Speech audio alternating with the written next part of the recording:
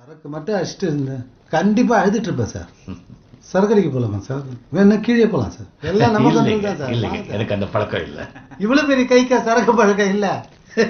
ஏன் சார் நீங்க மலேசியால செருக்கிற பொம்பளை மேட்டருங்க. ஐயோ அம்மா, இங்க செருக்குனா தண்ணி, விஸ்கி, பிராண்டி. ஓகே. ஐயோ சார் இதுதான்.